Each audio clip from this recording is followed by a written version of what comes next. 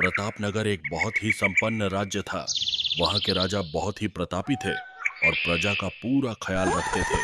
राजा ने पूरे जीवन प्रजा की मन से सेवा की थी, लेकिन अब वह बूढ़े हो चले थे, तो मन में बड़ी दुविधा थी कि उनके बाद राज्य को कौन चलाएगा। राजा साहब के 3 बेटे थे। अब तीनों ने एक ही गुरु और एक ही विद्यालय से शिक्षा ली थी, लेकिन राजा ये निर्णय नहीं कर पा रहे थे कि कौन राज्य के लिए सबसे अच्छा उत्तराधिकारी है। अब राजा ने तीनों बेटों की परीक्षा लेने की सोची। एक दिन राजा ने सुबह सुबह सभी पुत्रों को बुलाया और उन सबको एक एक बोरी गेहूं देते हुए कहा कि मैं और तुम्हारी माता तीर्थ यात्रा पर जा रहे हैं। हमें वापस आने में 1 वर्ष से भी ज्यादा लग सकता है। तुम तीनों की यह जिम्मेदारी है कि अपने हिस्से के गेहूं को संभाल के रखना, और जब मैं वापस लौटूं तो तुमको ये गेहूं की बोरी वापस लौटानी है। ऐसा कहकर राजा और रानी तीर्थ यात्रा पर चल दिए। सबसे बड़े बेटे से सोचा, ये गेहूं की बोरी पिताजी को वापस लौटानी है, तो इसे मैं तिजोरी में बंद कर देता हूँ। जब पिताजी आएंगे तो वापस दे दूंगा। यही सोचकर उसने गेहूं की बोरी तिजोरी में रखवा दी, ताकि एक दाना भी इधर उधर ना हो। दूसरे बेटे से सोचा कि तिजोरी में तो गेहूं खींचा जाएंगे, मैं इन गेहूं को खेत में डलवा देता हूँ, जिससे गेहूं की अच्छी फसल होगी और पिताजी को एक बोरी की बजाय कई बोरी गेहूं दे सकूंगा। अब उसने ना गेहूं के लिए अच्छा खेत देखा और ना ही अच्छी उपजाऊ जमीन देखी और ना ही खेत की घास फूस को साफ कराया।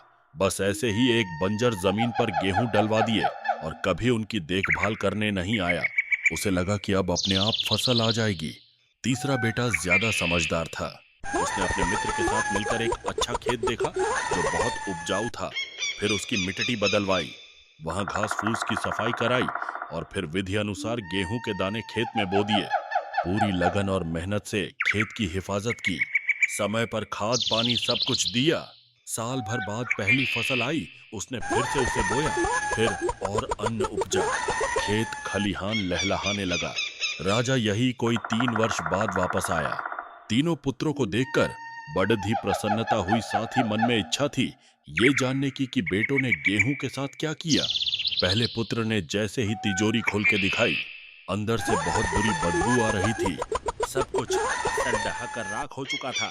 पिता ने कहा, यह अन्न है जिससे हम सबका जीवन चलता है, और तुम इसकी देखभाल नहीं कर पाए। तुम क्या राज्य संभालोगे? अब दूसरा बेटा पिता को उस जगह पर ले गया जहां उसने गेहूं को डलवाया था। वहां जाकर देखा तो जंगल था। बड़ी बड़ी घास फूस खड्डी थी।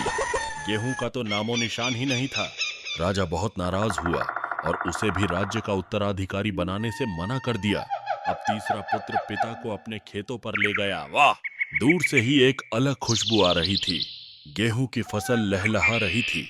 चारों तरफ हरियाली और जीवन था, और उस खेत से 50 बोरी से भी ज्यादा गेहूं उत्पन्न हो चुका था, और आज भी खेत में फिर से फसल खड्डहाइनी थी।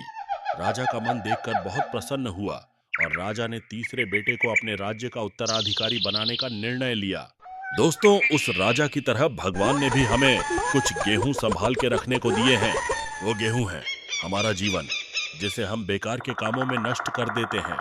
ईश्वर ने जीवन दिया कि दुनिया का विकास करना, आपने ज्ञान को बढ़ाना और उसे बांटना, लेकिन हम अज्ञानी लोग इस जीवन को SDD देते हैं, और अंत समय जब ईश्वर पूछता है कि जीवन में क्या किया, तो जवाब होता है शून्य, कुछ नहीं।